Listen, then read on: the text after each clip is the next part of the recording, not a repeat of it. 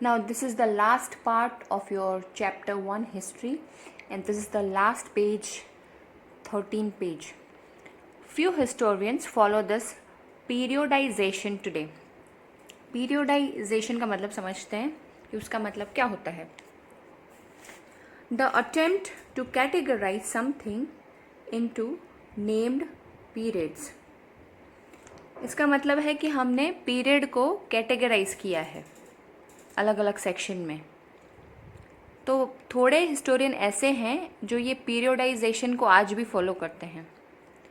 Most look to economic and social factors.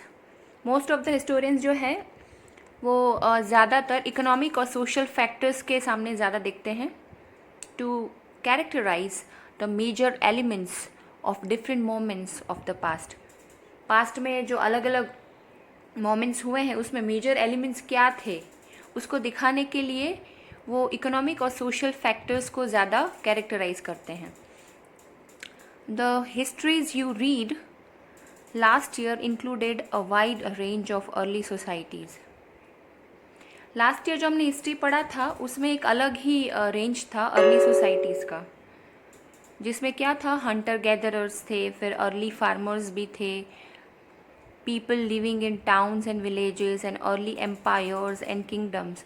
So they all were included in the last year of history. पर अब इस साल क्या है, the histories you will be studying this year, जो हम इस साल पढ़ने वाले हैं वो हिस्ट्री में क्या है, it is described as medieval, मतलब it is related to middle age. जो इस साल जो हम हिस्ट्री पढ़ने वाले हैं वो मिडल एज के रिलेटेड है. You will find out more about the spread of peasant societies. हमको क्या ज़्यादा देखने को मिलेगा पेजेंट सोसाइटीज़ के बारे में. अब पेजेंट सोसाइटी क्या होती है, the person who is financially low in a status and some kind of farmers. So such kind of people are peasant people, peasant societies you can say. The rise of regional and imperial state formation.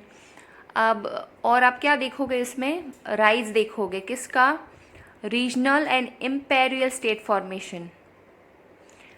Rise तो हुआ state का और उसके formations का, state formation हुआ but at the cost of पेस्ट्रोल and forest people. पेस्ट्रोल और forest people क्या होते हैं, तो पेस्ट्रोल मतलब ऐसे लोग जिनके पास ज़मीन होती है अपने एनिमल्स को रखने के लिए या उनके ग्रेजिंग के लिए, और ऐसे लोग, फॉरेस्ट पीपल मतलब ऐसे लोग जो फॉरेस्ट में रहते हैं ज़्यादा. तो ये लोग को नुकसान पहुंचा कि ये सब डेवलपमेंट हुआ. The development of Hinduism and Islam as major religions. मतलब ये दोनों जो रिलीजन है वो मेजर रिलीजन बन के डेवलप हुए. And the arrival of European trading companies, मतलब यूरोपियन कंपनीज भी आई, उनका भी अराइवल हुआ ये टाइम पे.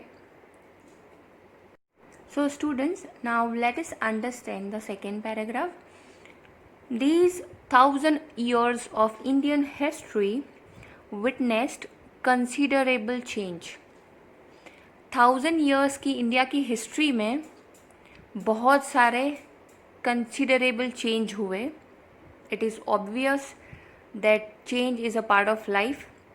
After all the 16th and 18th centuries were quite different from the 8th और the 11th. अब ये जो 16th और 18th सेंचुरी थी वो अलग थी. किससे अलग थी, 8th और 11th सेंचुरी से. Therefore, describing the entire period as one historical unit is not without its problem. मतलब ये प्रॉब्लम बिना की बात नहीं होगी अगर हम ऐसा बोलेंगे कि एंटायर पीरियड जो है उसको हम एक हिस्टोरिकल यूनिट मानेंगे, तो वो विदाउट प्रॉब्लम की बात नहीं होगी. Moreover, the medieval period is often contrasted with the modern period. This is very clear that medieval period was totally different from the modern period, because that was the middle period, and modern period, that means the period which is going on right now. So you can see the vast difference between these two periods. Modernity carries with it a sense of material progress and intellectual advancement. अब अगर हम बात करते हैं modernity या modern period की, तो वो अपने साथ क्या क्या चीज़ें लाया. मटीरियल प्रोग्रेस, दैट मीन्स आज हम जो देख रहे हैं टेक्नोलॉजी कितनी डेवलप हो चुकी है. पहले के ज़माने में we were not having the computers, mobile phone, TV, even the landlines, refrigerator and the washing machine and many more equipments that we are using today. So we can say that material progress बहुत ज़्यादा हुआ, intellectual advancement भी हुआ. उसका मतलब क्या है कि लोग ज़्यादा इंटेलिजेंट पाए गए ये मॉडर्न पीरियड में. पहले के ज़माने में लोग इंटेलिजेंट नहीं थे, ऐसा नहीं था, बट इंटेलेक्चुअल लेवल बढ़ गया. This seems to suggest that the medieval period was lacking in any change whatsoever. अब ये चीज़ बता रहा है कि मेडिवल जो पीरियड था उसमें क्या लेकिंग था कि इतना ज़्यादा चेंज नहीं हुआ था वो पीरियड में. But of course we know this was not the case. But of course हम जो जानते हैं वो केस नहीं था, वो बात नहीं थी जो हम जानते हैं. Now we have the third paragraph. During these 1,000 years of the societies of the subcontinent were transformed. अब ये जो 1,000 years के दौरान जो सोसाइटीज़ थी सब कॉन्टिनेंट की वो ट्रांसफॉर्म हो गई. दैट मीन्स वो चेंज हो गई.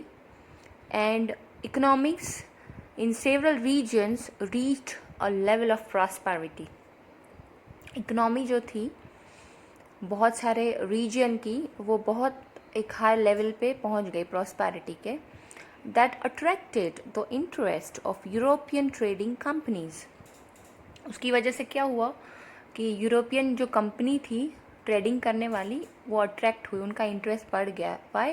क्योंकि हम लोग एक प्रॉस्पेरिटी के लेवल पे पहुंच गए थे, हमारी इकोनॉमी बहुत अच्छी हो गई थी हर एक रीजन की. As you read this book, जैसे जैसे आप ये बुक पढ़ते जाओगे, look out for signs of change and the historical processes at work.